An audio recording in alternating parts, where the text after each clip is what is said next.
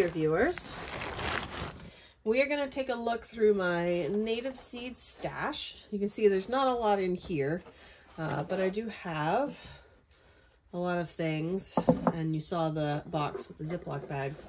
A lot of seeds that are saved, so I'll talk a little bit about those too. And then, after we've talked all about the seed stash, we'll be ready to start planting some of these things. What's up, honey? Whew. All right, let's see what's in this box first. As soon as I move my little thing here, it's all gonna fall down. Okay, these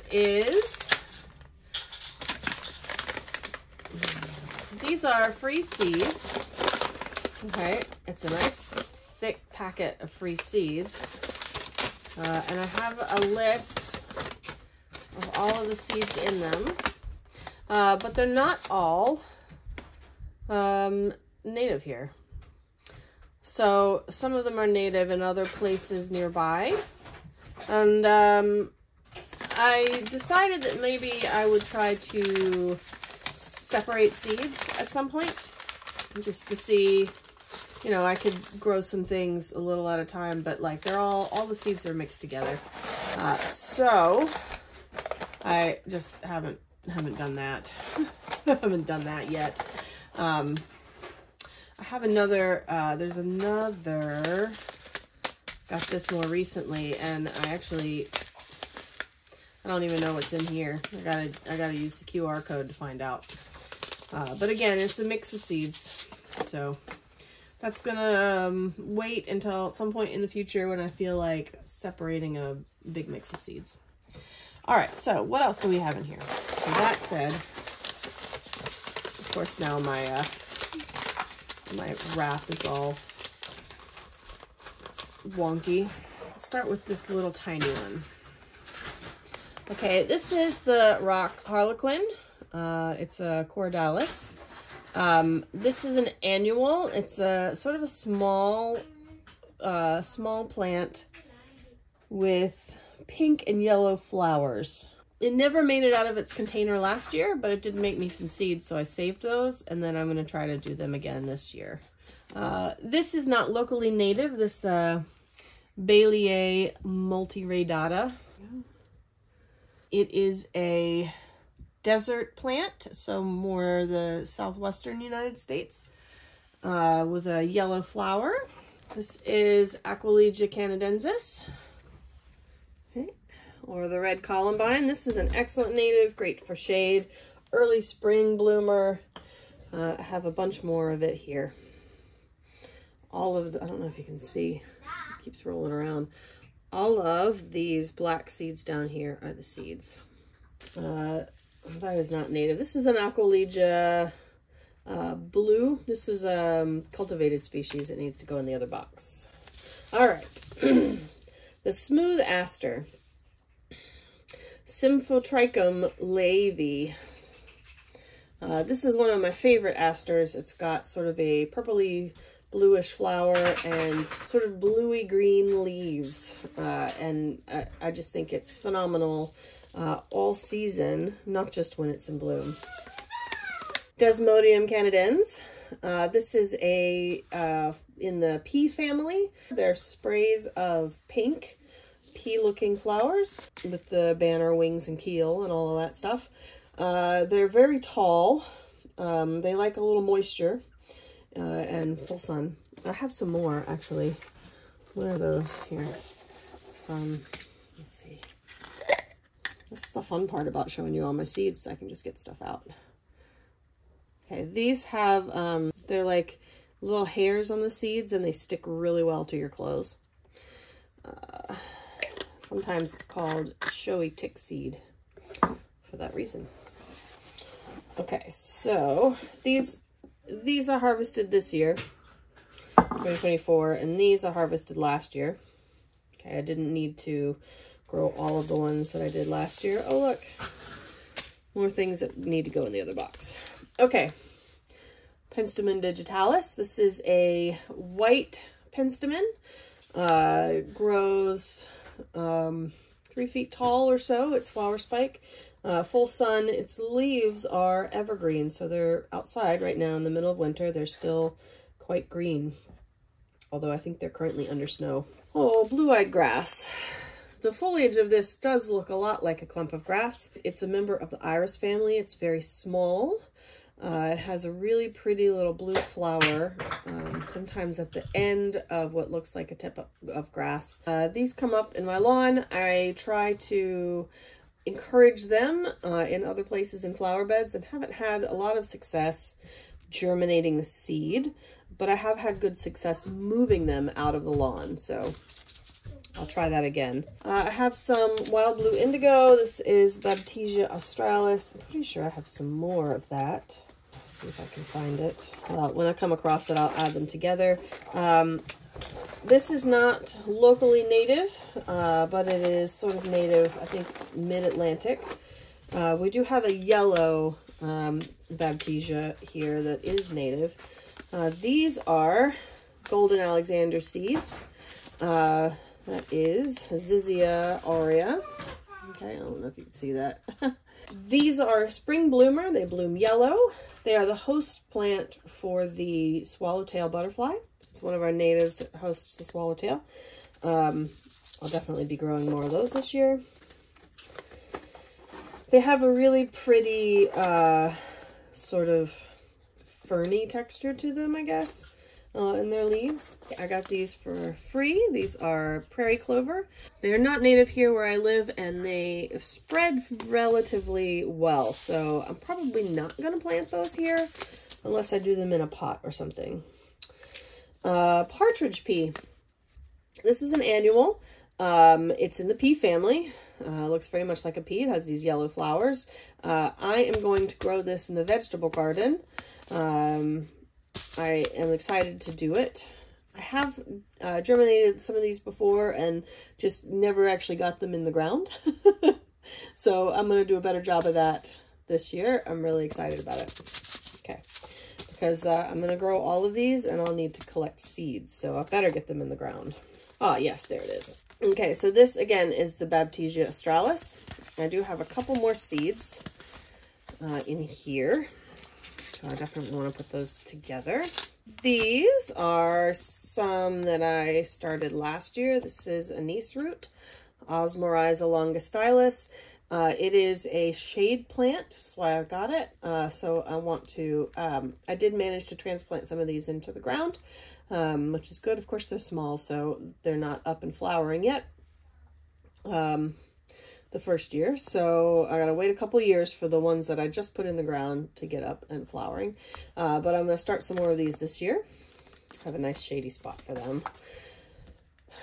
This is Erigeron pucellus. Put some of these, I germinated some of these last year, grew them on, and put them in the ground in the fall. So hopefully we'll have some flowers in the spring. They bloom in May.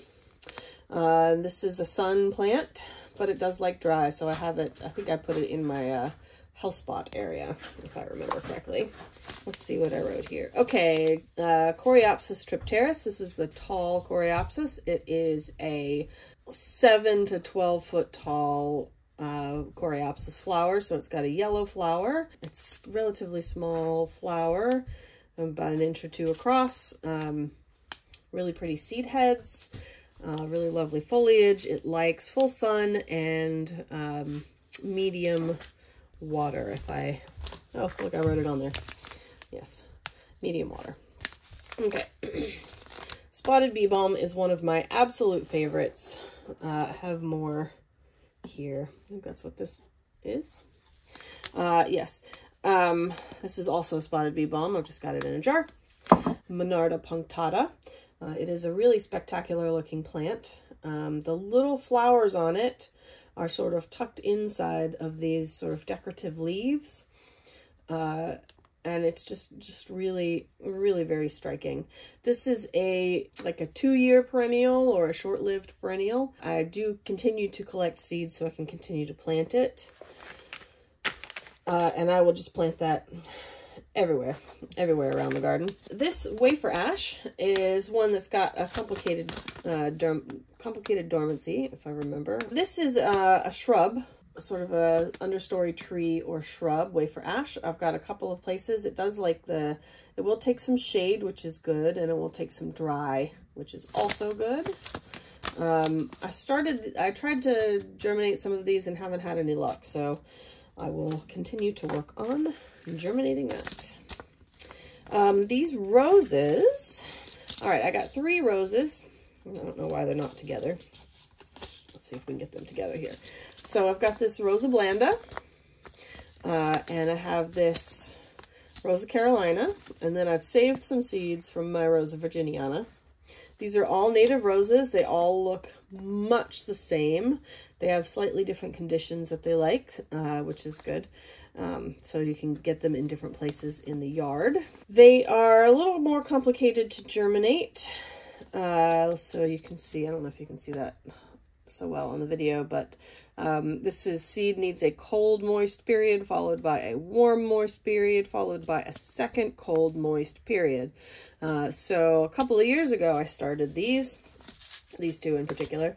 I started these artificially stratifying them.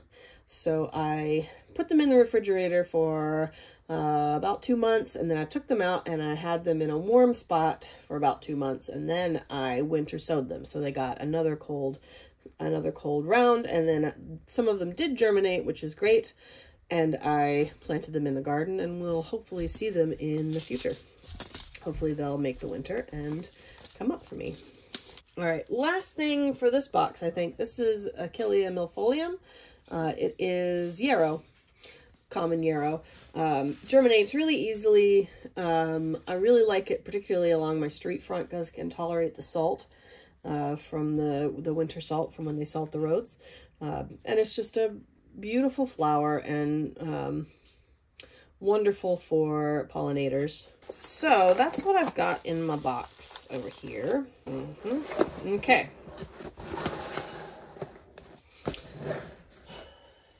Often when I get a chance, I take seeds and I put them in the papers once they're good and dried out. I don't always make it. I don't always make it to that, or if there's just a lot of them, I don't bother.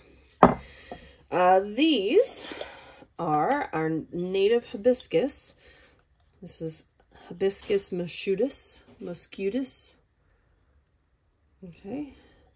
This is a tall, giant, so the flower's like giant, hibiscus flower in sort of pinks and purples.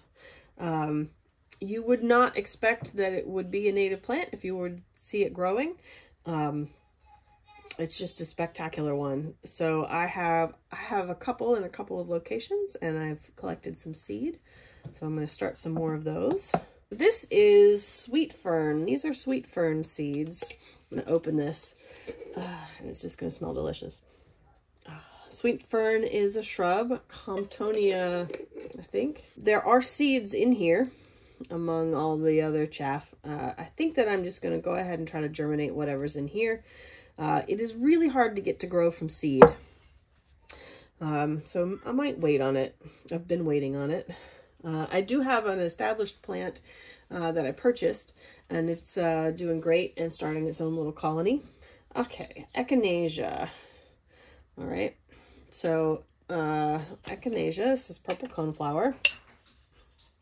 It's not native here. It's more sort of a Midwest prairie plant. So just, you know, if you collect seeds, some part of the things that you collect aren't always seeds. This is a seed here.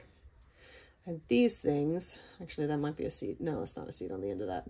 These things are just other parts of the plant, chaff. Okay. All right, that's another seed. Sometimes, you know, if you're not selling it, it's not really worth separating all the things out. You can just put them all together in the winter sowing container, and they'll germinate, and it'll be fine. These I'm really excited about. This is the Great Northern Iris. I got a lot of seeds this year. I have not had good luck germinating it from seed. But these seeds look really good. So I'm excited to see if I can get it to germinate so I can have more of these. That would be awesome. All right, the big box. So, delay here. All of the seeds in the seed stash, both this one, the native plant seed stash, and the one that I put out recently, the cultivated plants, vegetables, and such. All of those seeds I have talked about in previous seed haul videos at length, with pictures and all kinds of stats about them. I'm going to do a sort of a faster thing to go through them in these seed stash videos. Also because as I grow these plants, I give you all those stats too. And if I tried to do it all again in this video, plus the seed haul videos that I've got coming up, I think that they would all just be really super long. But that said, if you want more information about any of these plants, I'm going to link in the description the previous year's seed hauls that have all the information about all of these plants, all kinds of information that you might be interested in knowing. But in the meantime, we're just going to sort of talk generally about what I've got in my stash. All right. This is a little blue stem. Okay, I have got a ton of this seed saved. Probably more seed than I will ever need. But I am trying to start a meadow down in my sort of orchard area. So this grass is going to... Native grasses are a really good anchor plant for starting a native meadow. Because they really sort of hold the whole thing together really well, and then you'll be able to plant more perennials into those, more flowers, and these are sort of good protector plants. Good establishment plants and good protector plants. Okay. So, little blue stem. I do have some things in here that aren't native, so I'm just going to skip out on those. Okay, this is prairie thistle. Okay, this is a... dry-loving native thistle. I know you say thistle and people get worried because, you know, they think of like bull thistle, the one that's like invasive here. But this is really not as aggressive as that. And the flowers are really important for pollinators. So I do like to grow some of these. This one in particular likes dry sun. And I've got a really great spot for that, for them. Button bush. This is a shrub. It loves the water. You could plant it right on the edge of a stream or a pond, and it would just love it. I'm just going to sit here and pop these. It's just, it's a great plant. It has really beautiful, deep green, glossy leaves, and has these like white spherical puffballs for flowers. It's a shrub. It gets to be in places that it likes. It could get to be 12 to 15 feet tall.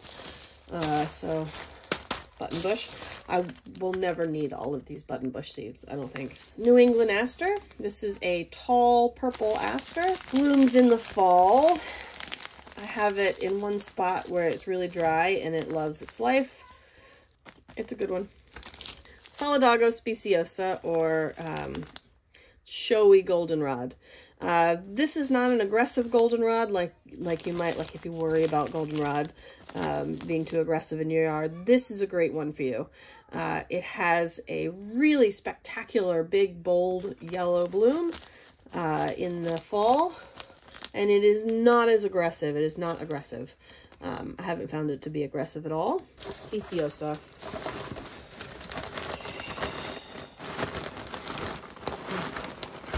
Scooch. All right. New York ironweed. This is a tall 4 feet to 6 feet, maybe, purple flower that has the most striking, deep purple colored flowers. It's one that I really enjoy having in my yard. Alrighty. Monkey flower. This is Allegheny monkey flower. I know there's some seeds in there. These seeds are epically tiny. I'm not sure you can see it, but like the little stuff that looks like tiny dust along the side, those are the seeds. It's got a purple flower. Verbena hastata. This verbena sends up these sort of tall plumes of feathery purple flowers. They're just sort of this stalk of tiny flowers along this stalk is just beautiful. It looks kind of like a rooster's tail in purple. Mad Dog Skullcap. This has a long history as a medicinal plant. It's also an incredibly beneficial native plant. It can be somewhat aggressive, or it can really hold its own pretty well, which is good. It's relatively short-statured plant. Likes a little bit more moisture in its soil than dry. Full sun. And we've got a bunch more Penstemon digitalis. And a bunch more Monarda punctata. That's the spotted bee balm, one of my favorites. Aha. Agastache S. So this is Scrophularifolia. Probably didn't say that right, but I'm getting closer. It is an anise hyssop. It is a giant, I think they call it giant blue hyssop. It is wonderful. You can kind of see that it's got this like stalk of flowers here. All right, so it's got very small flowers, but on this sort of spike. And the plant will have several of these spikes. It's really dramatic looking among all the other plants. And it smells lovely. This also has a history as a medicinal plant. My other thistle, this is the swamp thistle. So this one is very tall, like 12 feet. It does have thistle flowers, and it is quite spiky like a thistle. Like the spikes on it are definitely sharp.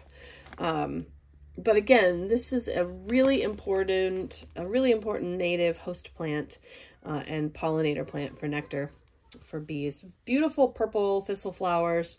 They're not big thistle flowers like on your invasive bull thistle, but beautiful nonetheless, and not nearly as aggressive as your invasive thistle. This is a really spectacular plant. This is wild senna, wild yellow senna. It's a member of the pea family, so it has yellow flowers that have the banner, wings, and keel. And it has that sort of ferny texture in the leaves, but it's a giant plant. It gets to be like the size of a large shrub, even though it's a perennial. So it will die back all the way to the ground, and then regrow itself over the course of the year, and it'll be big and shrubby with beautiful yellow flowers. And then it gets these really striking dark seed heads on it later in the year. So this is rose milkweed, or swamp rose milkweed. This is a pretty pink milkweed, smaller stature than a common milkweed, but really just as beautiful. Its leaves are a little narrower than your common milkweed, so more sort of long and delicate looking. And it's also a really important pollinator plant and a host plant for monarch butterflies, just like other milkweeds are. I got a good bit of those. I need to clean those up so I can use them, share them. Okay, so that is my native seed stash for this year. So these are just the things that I already have. Okay, I also have new plants, new seeds that I've gotten in this year, both locally. Hold on. So seeds from my local native plant group, which is a lot of native plant seeds that are, the seeds are actually taken from here. So they are local ecotypes. And I've also bought some more plants. I've bought some more seeds from Prairie Moon Nursery.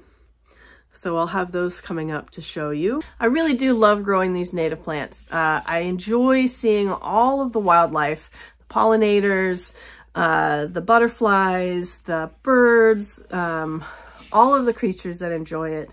And it just gives me a real sense of connection to the local natural world in a way that a lot of beautiful perennial flowers that sort of the landscaping type flowers, the ones that aren't native, don't always provide. These native plants, they really do support the local ecosystem.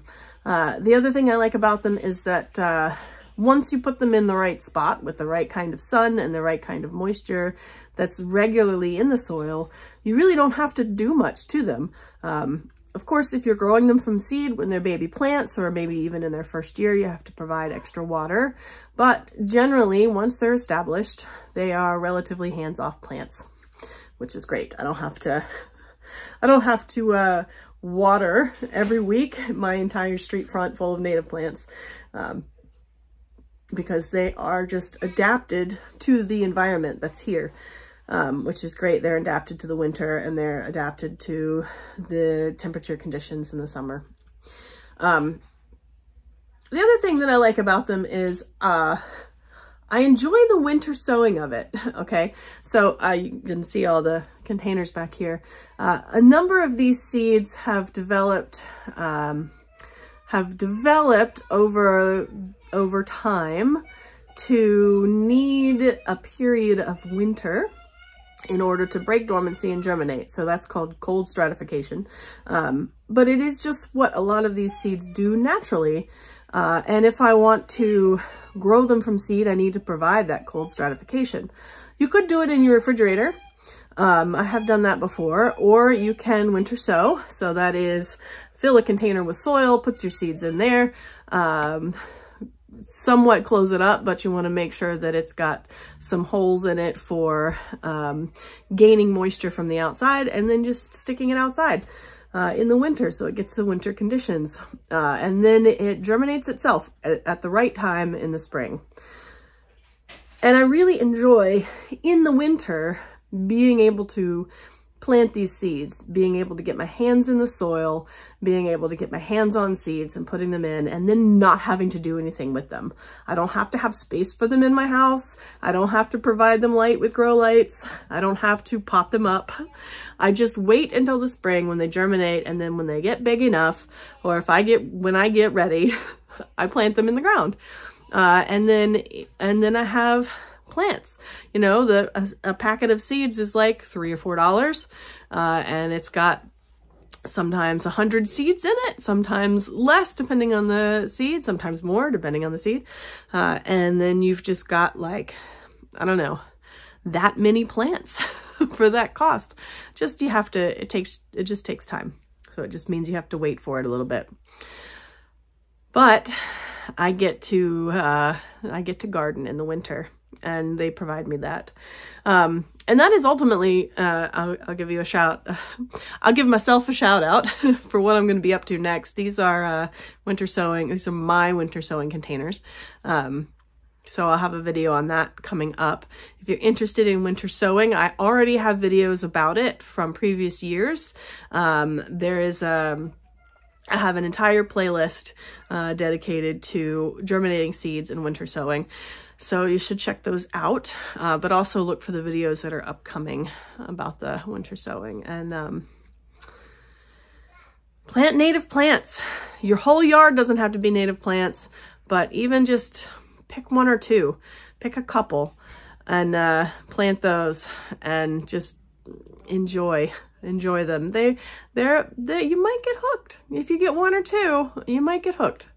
And then you end up with a yard full of them.